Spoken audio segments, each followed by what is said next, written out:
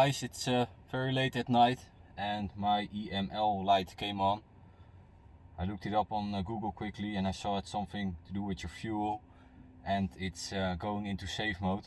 Sometimes you read about it when you reset it, it stays away. I don't know if it's a vacuum line that's loose, so I'm going to read it out with the computer. I always carry it with me, and I hope I can still drive at home. So this sucks.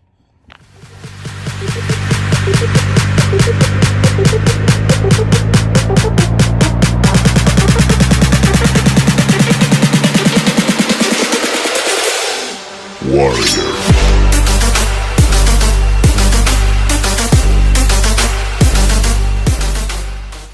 Stationary RPM clap is stuck in open position.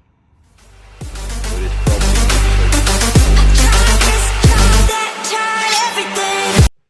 So guys, this fault code, the P1500, is probably my idle control unit, and that's a unit located under your intake manifold, where your air intakes hits the intake manifold. So it's like under your DISA unit, and this unit is like a little magnetic unit, and it gets open when you start your engine and you start idling, and then it closes again. And like the computer said, it's open in it's stuck in an open position. So probably this is because of the carbon buildup, because my CVV is completely full. Probably the drain to the oil is also full. So what I can do now is just reset it and hope it's not going to get stuck anymore. I can get it out and I can clean it up with some brake cleaner or special stuff for carbon buildup, or I can place a new one, and then a new one I can buy OEM or from BOSCH or the brand that is in. But the thing is, my CVV is full, so if I put in a new one, it's probably going to get more filled up with carbon than when it's totally cleaned. So for now I'm going to keep driving with this, and I hope this EML light is staying off. If that doesn't work, like I said, I have to get it out, and it's like a 2 out of 5 star. It's perfectly doable, but it's a little bit irritating to come there. And then I'm probably going to clean it, because like I said, if I buy a new one, then it's going to get carbon buildup, and I don't want that. So I'm a little bit in doubt which one I'm going to do. Like I said, the first option, like keep driving it, that's what I'm going to try, and then I'm going to decide if I'm going to buy a new one already before I'm going to change my whole CVV with a cold climate update, or that I'm going to only clean it. So that was it. Now you know what a P1500 is, and if it was helpful, please a thumbs up, and when you have the same problem, put it down in the comments and we talk about it and fix it. So this was a mini vlog again, and talk to you later. Probably a vlog about the new axles, because they arrived today. Later. So I found the price drop on the internet, so I ordered a new one anyway. Now I'm going to sleep, so I'm going to talk to you guys in the morning. So I reset the EML light and it stayed off for the night, so I hope it will last for a few days. It's located under there. Ordered a new one, it also grommet, but I'm going to talk about that later.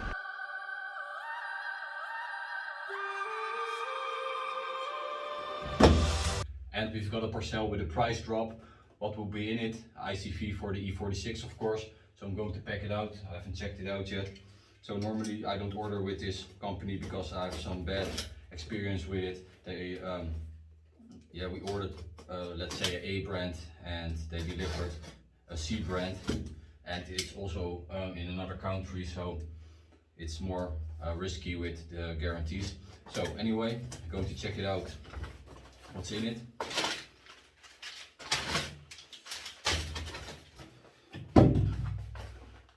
And we got the ICV over here. I'm going to show you the part number.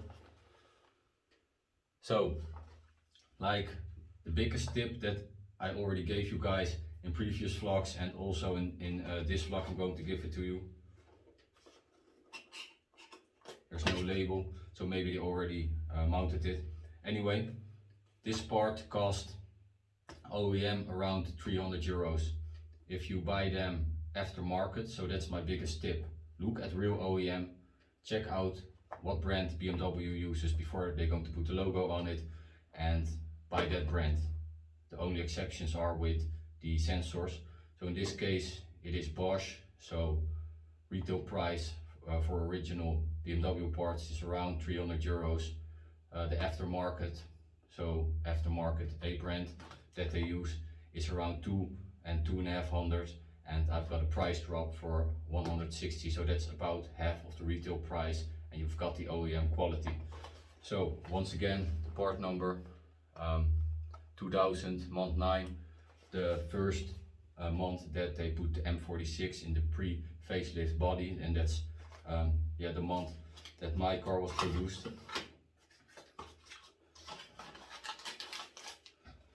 Let's put it over here. So how does it work? It's actually quite simple. There's an arrow over here, so that means that the air is supposed to go that way, and you have to mount it in this direction. What does this device does? It's actually quite simple.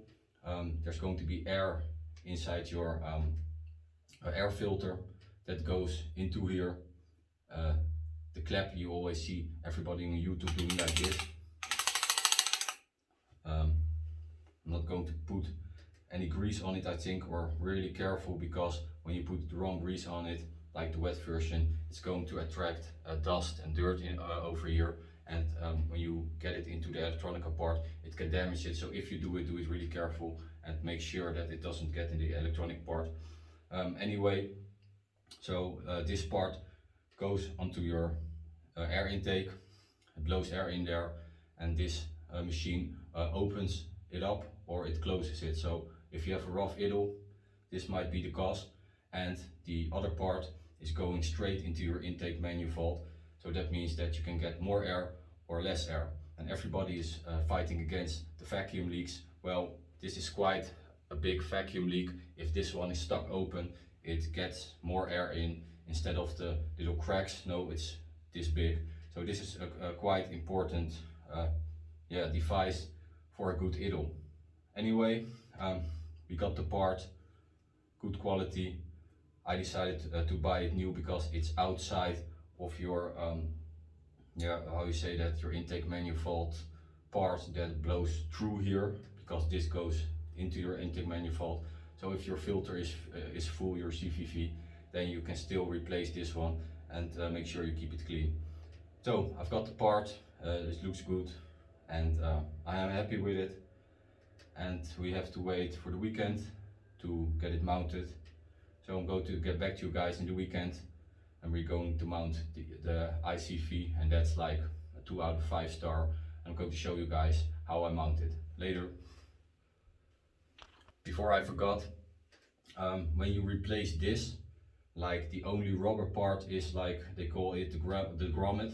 So that's not on the big part, no, it's on the side that goes into your intake manifold. And the grommet is like a gray part. I'm going to find a picture on the internet and show it to you guys now.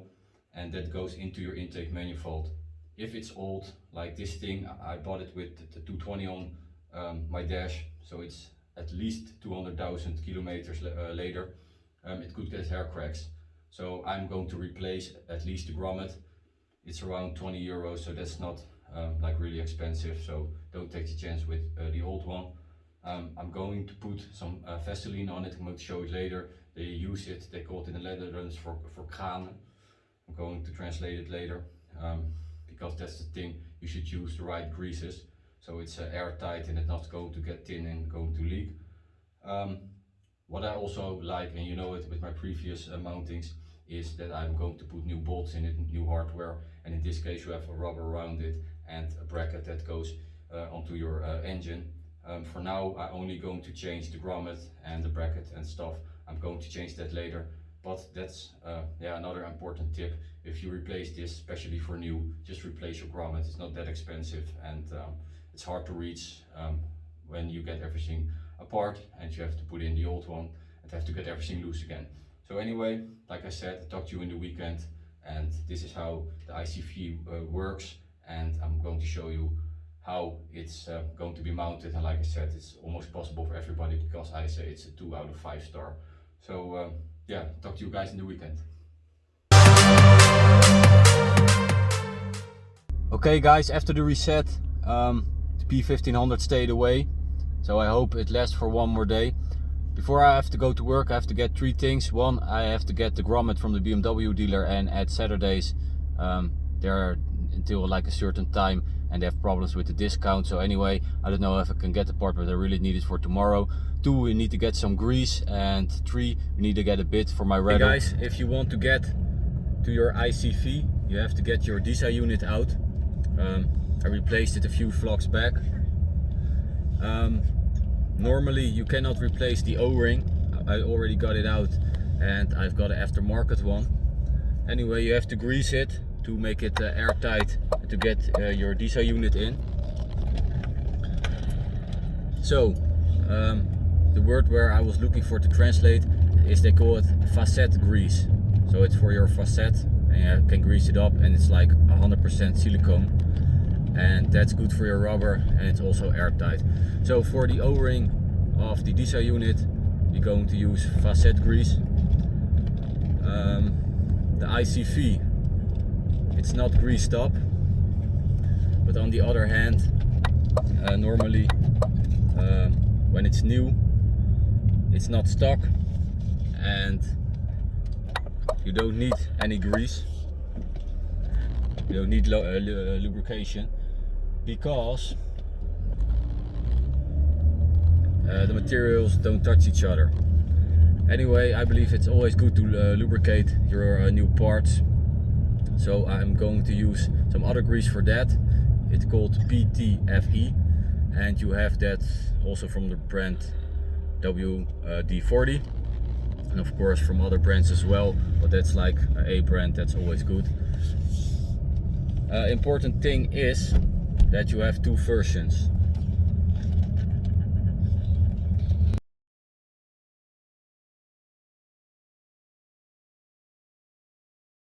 So guys, we're off to the BMW dealer first. Oh yeah, okay. So we have some time to talk. I'm going to get some grease, and I was looking for the translation, how they call it in English. They call it facet grease. So to get to the ICV, you must get your DISA unit out, and with the 2.2 version you cannot replace the O-ring. I already got it out a few vlogs back, just check it out. You have to lubricate it, and like a lot of people just put some grease on it and they think it's fine, but it's very important that the rubber is resistant to it, so it doesn't dry out. So for the O-ring, I use facet grease. That was the translation I was looking for. Facet grease. And for the ICV itself, I am going to use PTFE grease, and that's a grease without silicone in it. And you have 2 versions. You have the wet version. I use that for my gym, for the weights and the weights. And you have the dry version. And the dry version is if you don't want to get any dirt and greases, like the wrong kind of greases, like the carbon buildup and other dirt is going to get stuck in it, and that's definitely a thing that you don't want on your ICV. Anyway, if you buy a new ICV, I believe there's no grease on it, it's not lubricated. But on the other hand, they call it here that like it's walking free, so the materials don't touch each other. But what I'm going to do is I'm going to get the PTFE version, the dry version. I already have the wet one at home, but I'm not going to put that in. It's really good stuff. It's super thin and it lubricates a lot and it stays on a lot. So don't just use the normal ones, the universal ones. Use the PTFE if you want to grease your ICV. So what I'm going to do is PTFE inside the ICV, the places where the grommet is going to be on and your air intake. I'm going to put some silicone on there, so the facet grease, and like I said, on the O-ring on the DISA unit I also going to put some facet grease. Then one more discussion. Most of the guys just get the O-ring and lubricate it all the way, so inside, outside. Other ones say just put the O-ring in and only lubricate the outside, because when you lubricate the inside and you push your DISA unit in, the ring can flip out. I cleaned up the DISA unit really good in sense of where the old non-replaceable O-ring was in. So if I'm going to put it all over the O-ring, it's not going to flip out, I know that for sure. Anyway, you can do it both. Just my reason is that I want to do the whole O-ring is because it gets hot and cold, and then it's going to dry out, so the rubber's going to dry out, and that's why I want the inside to be lubricated. But on the other hand, what a lot of other guys say, just keep the O-ring in and only do the outside so it glides in, and that's it. So both ways will work, but I'm probably going to do the whole O-ring. So we're on our way to the BMW dealer to get the grommet, and just like the arrow on your ICV, there's also a sticking out part, and that is where until the grommet has to come. So on YouTube I see a lot of guys putting the grommet inside your intake manifold, and then they push in the ICV. I'm not going to do that.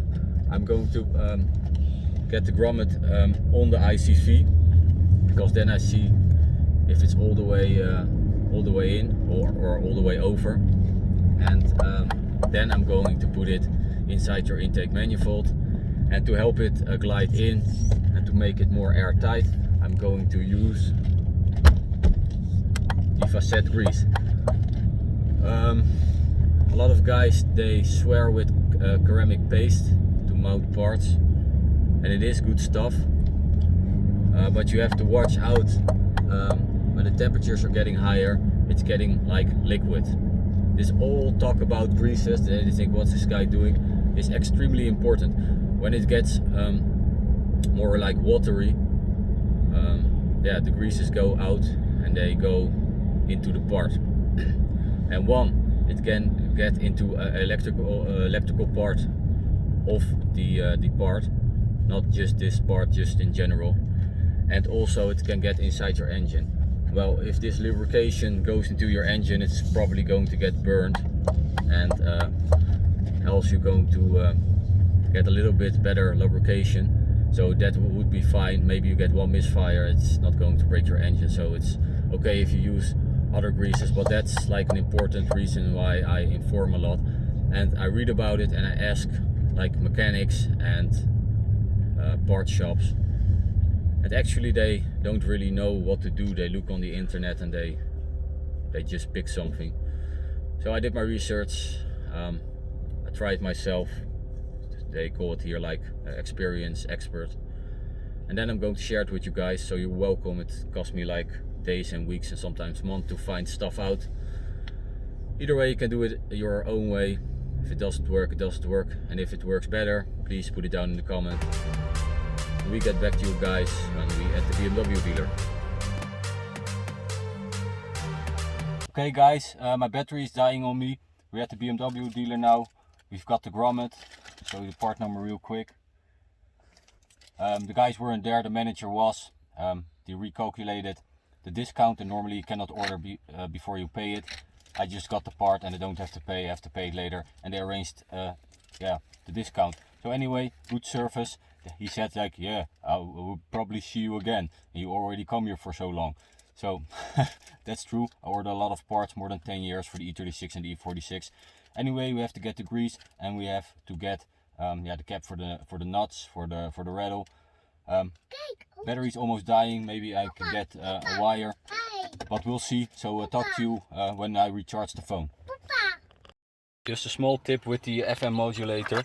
If you use the regular USB, then you have to fit it like this, and you cannot read everything. If you put it like this, then you can still fit it, but then you need the new type of USB, and then it fits like this, and then you can read which frequency and how much volt the battery has. So like I told you before, for the O-ring of the DISA unit and also for the grommet, I'm going to use tap grease, and that's basically silicone grease, and it's the thick version. Silicone doesn't lubricate so good, it's more for the protection, so like for weights, for the weights you put on your halter, and next to the protection it's a little bit that it glides better, but it's not really a lubrication. So anyway, for the ICV, use PTFE grease. I'm going to get this as short and clear as possible. White grease and other like heavy duty greases are too thick and they're going to attract dirt and dust and stuff like that, and that's going to make sure that your ICV is going to stock again. So then the PTFE, there's no silicone in it. You can put it on rubber and on iron and everything, so that's a good thing. Also, it's very thin, so you don't have much space into your ICV, and it's going to put like a layer on it, but very thin, and it lubricates for a long time.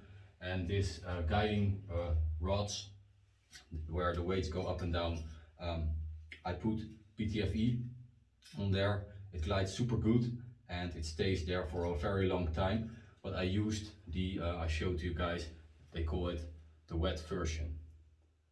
So that's a good thing if you're in a room that's not outside and that doesn't attract dust or dirt. If you do have it outside and it can attract dust or dirt, then they have the PTFE, so both PTFE, but the dry version. The downside is that it lubricates a little bit less, but like I said, it's better than the silicone grease because it doesn't attract dirt and other stuff. So use the PTFE, and then the dry version, you can use the other one, but it's better to use the dry version, so I especially bought it. Then when you spray it on, I see a lot of guys putting like brake cleaner in it.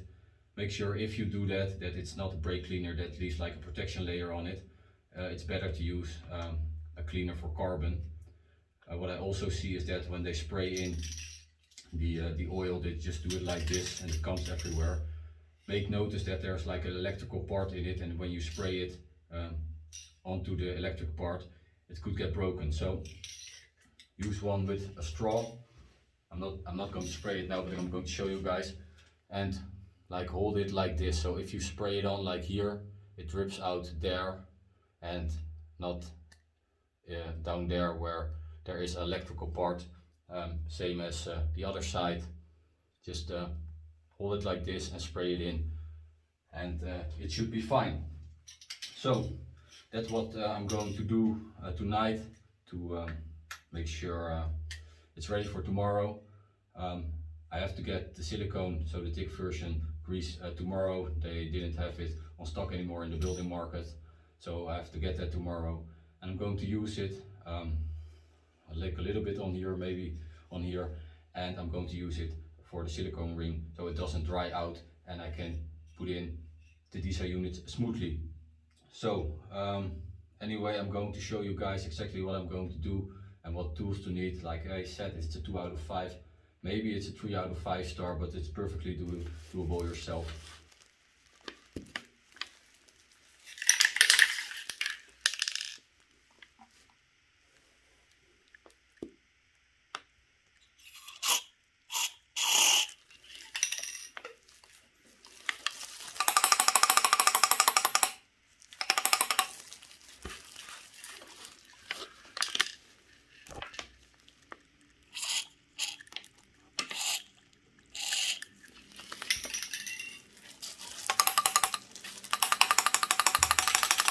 A little bit smoother. You don't have to grease the ICV when it's new, of course, but anyway, it's also always better when you do. So it's for the life expand, and that is more smooth. Then the grommet. You have to decide when you replace it if you're going to put this side in your intake manifold first and then put the ICV on, or that you keep it off, put it on the ICV and then put it into your intake manifold. If you put it in your intake manifold first, you have to make sure it goes all the way in until here, so it doesn't leak any air. If you put it in your intake manifold first and then put your ICV in it, then make sure it's all the way to here. So the arrow goes that way, it has to go on the tin part, on this part. So it's going to be mounted like this. I'm going to search it up, what's better, and you're going to see tomorrow how I'm going to do it. These are just like the small things where to think about, but when you do it, for example, if you want to put this in your intake manifold, it's wise to put some silicone grease on it, and then it slides in better. If you do it the other way, you have to put some silicone grease over here. Anyway, you can do it both because it's more airtight with the silicone grease and it glides in better. Anyway, so like I said, your own choice, you can do it both ways, but I'm going to check out what's the best way and I'm going to try it. So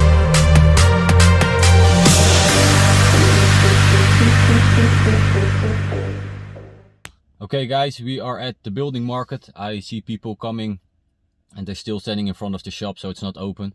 I've got a lot of questions and I've got them off topic. Please guys, share them with everybody and put them down in the comment instead of asking them not through the YouTube channel. I've got many questions about is the ICV only important at the startup or also when I'm driving? Well, yes and no. It is made for the startup, so for your idle, and when you're driving, it's important to get like the RPM steady, and then it's important that the ICV works in sense of that it's all open or all closed. And if you know if it's supposed to be all open or all closed when you are driving, please put it down in the comment. Don't say it off topic.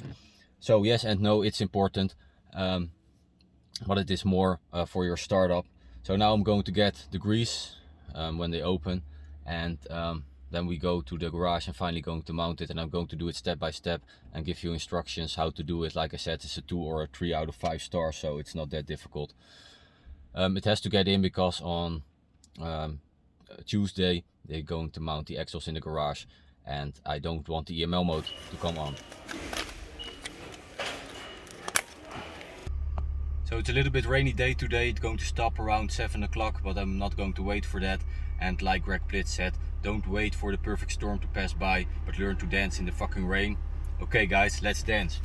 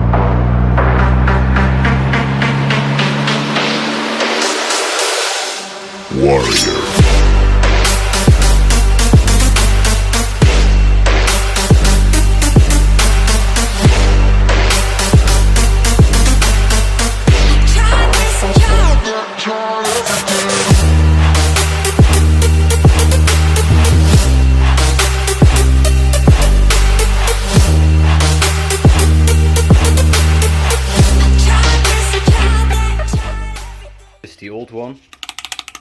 It still moves, but it's a little bit stuck, halfway open. And this is the new one.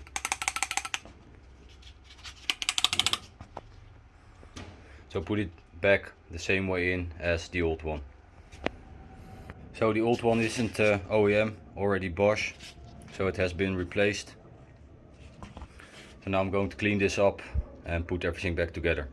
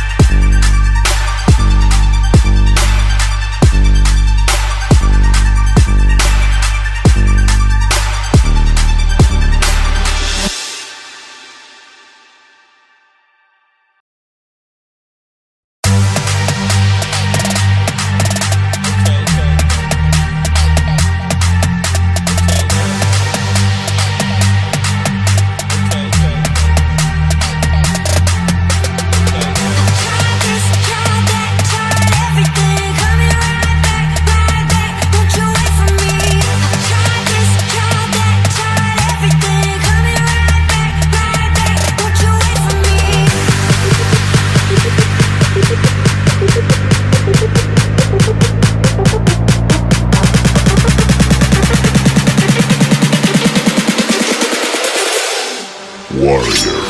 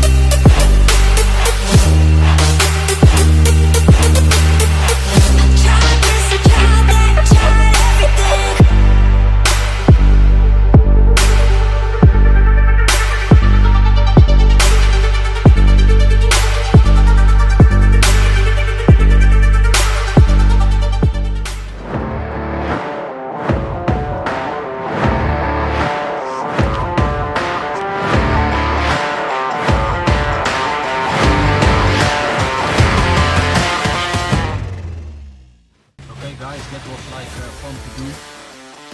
Everything is built back together, everything cleaned up and lubricated. So the only thing we should worry about is that here the gas clap, that's the gas response. That's it, that you always have to have in the area, not in itself, because the vibration can go wrong. You have to calibrate it. So anyway, we're going to start it off with the EML lights come on and how the idle is. So it took a little bit longer than I thought. The engine is full. So EML light. So what I'm going to do now is going to hook up the camera so we can listen to the engine. First of all.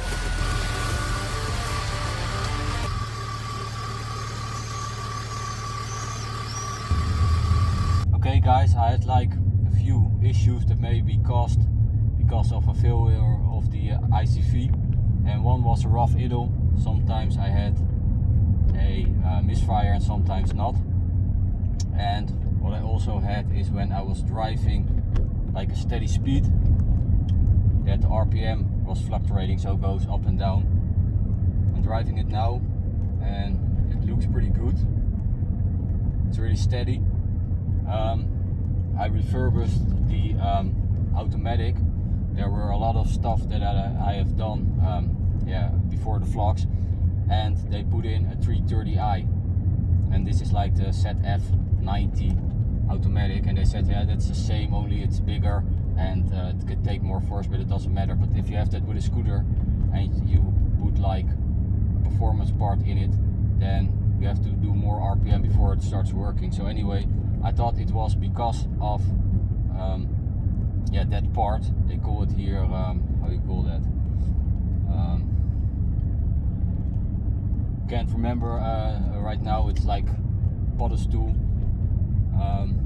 Anyway, it's not that part, and it's really steady now, and it really worked. I didn't have a fault code, but I always had that with cold weather and with a real cold start, so it has to be standing still for at least a night. But the cold loop looks like it's fixed. The RPM fluctuation, it's really fixed.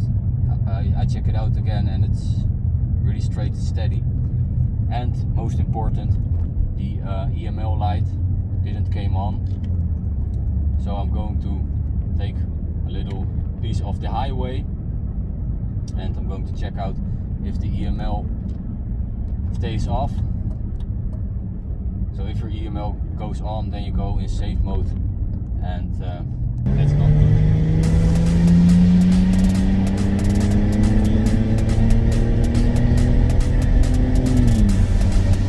So we like to share some energy. Really stop smoking, it's not good, guys. So if this vlog was helpful, please a thumbs up, because it was quite some work to film it, and stay tuned for updates, so subscribe, and you know what I'm going to do next, and that is going to be the rear axles. So stay tuned later.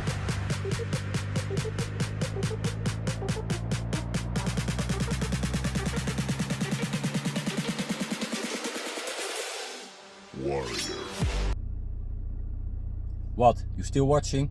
Okay, I looked it up, and what was replaced at my automatic was the torque converter. So a 330i torque converter was in, and some guys say with the 320i is the same as with the 330i. Anyway, what was happening when I let loose the gas, it was like really strange, like going down, and then the guy who refurbished it said, yeah, but you should always keep like a little bit of gas on it, and then it's okay. And I checked it and everything is okay. I reset it, blah blah blah. Anyway, that's been fixed also. So if I drive steady, the RPM stays steady, and when I let loose of the gas and it goes back into lower shifts, it's also perfect. So better idle, straight RPM, and no weird automatic stuff. So guys, replace this together with your DISA unit and with your mass airflow sensor, and you would really feel a difference, and you will be happy with the result. It costs something, but then you have something.